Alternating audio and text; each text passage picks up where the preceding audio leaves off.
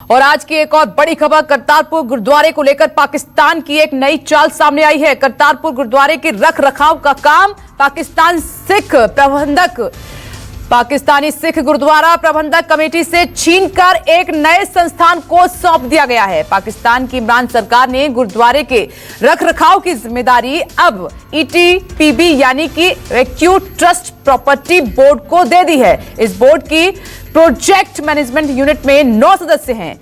मोहम्मद तारिक खान को इस project management unit का सीईओ बनाया गया है। लेकिन सबसे बड़ी चिंता की बात यहां पर यह है, सबसे बड़ा सवाल यहां पर यह उठता है कि इसमें एक भी सिख समुदाय से सदस्य नहीं है। और यही नहीं, चिंता की बात इसमें एक और शामिल है कि जिस ईटीपीबी बोर्ड को गुरुद्वारे के रखरखाव की जिम्मेदारी दी गई है, उस बोर्ड पर पूरे तरीके से आईएसआई का कंट्रोल है, दबदबा है। यानी अब करतारपुर गुरुद्वारे का रखरखाव आईएसआई की निगरानी में होगा। पाकिस्तान सरकार की ओर से करतारपुर गुरुद्वारे को लेकर जारी किए गए नए आदेश में गुरुद्वारे के जरिए बिजनेस का प्लान है और इस आदेश में प्रोजेक्ट बिजनेस प्लान का जिक्र भी किया गया है। यानी गुरुद्वारे से अब इमरान खान सरकार पैसा कमाने की जुगत में जुट गई है।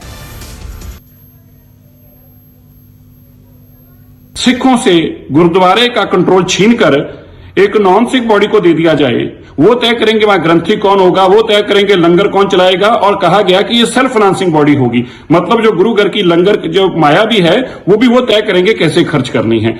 बड़ा ही शर्मनाक है। पाकिस्तान ने बार बार ऐसे हमले किए हैं, लेकिन ये हमला नाकाबिले है। किसी भी सूरत में हम इसको बर्दाश्त नहीं कर सकते। आज ही हम विदेश मंत्रालय को इसको विषय को टेकअप करने के लिए कहेंगे। श्रोमणी गुरुद्वारा प्रबंधक कमेटी भी ने स्ट्रॉन्गेस्ट पॉसिबल वर्ड्स में इसको कंडेम किया है, श्रोमणी अकाली दल ने भी। और हम ये यकीनी बनाएंगे कि इस ऑर्डर को वापस लिया जाए। सिखों के ऐतिहासिक स्थान, वो भी ऐतिहासिक गुरुद्वारे को छीनकर नॉन सिखों के हाथ में दे दिया जाए, ये किसी सूरत में देश और दुनिया के सिख बर्दाश्त नहीं कर सकते। तो मनजिंदर सिंह सिरसा को आप सुन रहे थे। सीधे उन्होंने पाकिस्तान की कड़े शब्दों में इस फैसले को लेकर आलोचना की है। इस पर चर्चा करेंगे। हमारे साथ खास मेहमान अकाली दल के प्रवक्ता हैं राजेंद्र दीपा जी जुड़ गए हैं। टीवी स्क्रीन पर आप उनको देख रहे हैं। साथ ही मेरे सहयोगी विशाल एंग्लिश जुड़ गए हैं, जो लगातार इस खबर को ट्रैक कर रहे हैं। विशाल, चर्चा की मैं शुरुआत करूंगी, लेकिन सबसे पहले आपके पास आ रही हूं। ये नई कौन सी चाल है पाकिस्तान की कि एक भी सदस्य इस कमेटी में सिख समुदाय से नहीं है?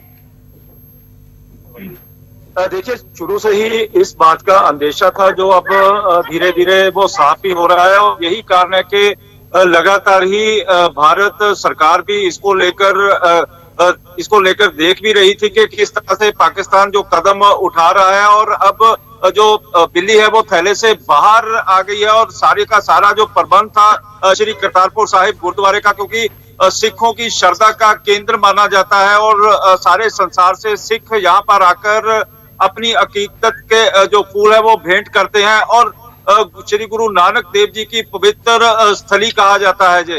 लेकिन जिस तरह से वहां पर सेवा संभाल पाकिस्तान गुरुद्वारा प्रबंधक कमेटी कर रही थी, अब उनको दरकिनार कर दिया गया है। क्योंकि जहां पर यही कहा जा सकता है कि जो चढ़ावा था वो भारी संख्या में श्रद्धालु चढ़ाकर भी जाते थे, चाहे वो डॉलर हो, चाहे भारतीय करेंसी हो, चाहे यूरो हो।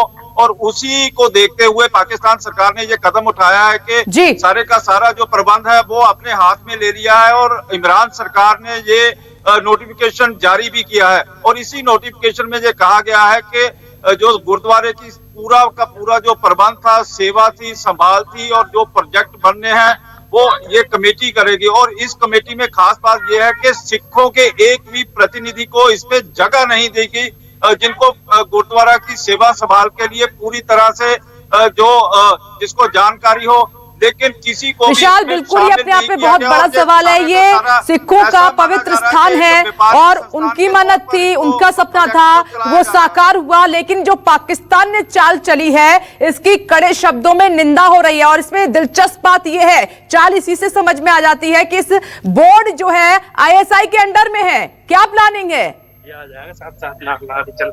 देखिए, जो आईएसआई के अंडर में सारे का सारा जो बोर्ड भी है, और आईएसआई की ही प्लानिंग है कि पंजाब में, चाहे वो देश में किसी कोने में भारत में गड़बड़ी करवाई जाए और भारत का पैसा ही भारत के ऊपर लगाया जाए। ऐसी जो सोर्सेज है वो जानकारी भी दे रहे हैं कि विशाल, एक मिनट, मुझे आपको यहाँ पर रोकना होगा और मैं राजेंद्र दीपा जी का रुख करना चाहूंगी। बहुत महत्वपूर्ण खबर है। राजेंद्र दीपा जी, कैसे देख रहे हैं? बोर्ड में 9 सदस्य लेकिन एक भी सदस्य सिख समुदाय से नहीं है। क्या आपको पाकिस्तान की चाल समझ में आ रही है सर? बिल्कुल चाल समझ में आ रही है। बहुत बड़ा षड्यंत्र ये लग रहा है कि जो इतनी मुश्किलों के बाद, इतनी अरदासों के बाद ये लांगा खुला करतारपुर साहब का, उसमें ये बिजनेस की बात करते हैं या कोई भी ऐसी ताकतें जो कि एक चाहते ही नहीं है कि वहां लोग जाएं, या इसको बिजनेस की बात करते हैं। जो मर्यादा के साथ सेवा कर सकते हैं वो तो सिख समुदाय कर सकता है। यदि आप नॉन सिख्स को डालोगे तो उसमें तो बिल्कुल ये षड्यंत्र लगेगा, जो जिसको हम बिल्कुल मदभागा भी कह रहे हैं और इसको हम कंडेम भी करते हैं कि पाकिस्तान को अपना ये डिसीजन वापस लेके जो भी सिख बॉडीज हैं वहां की, जो भी इलेक्टेड है, जिनमें वहां के सिखों को विश्वास है, उनको इनकी सेवा संभालनी चाहिए। इसको ये जो दुनिया भर के सिख हैं और टोटली इंसान जो भी हैं, जो भी धर्म में विश्वास करते हैं, किसी भी धर्म के हो, इसको वो टॉलरेट नहीं करेंगे। इनको अपना डिसीजन वापस लेना पड़ेगा। नहीं, एक बार फिर से पाकिस्तान का ये जो दोगलापन है वो उजागर हुआ है। तब तो पाकिस्तान ने कहा था कि हितों का ध्यान रखा जाएगा, सिखों को वेलकम करते हैं, लेकिन बोर्ड में दिखा दी अपनी हकीकत, असलियत। क्या आईएसआई चलाएगा अब ये गुरुद्वारा?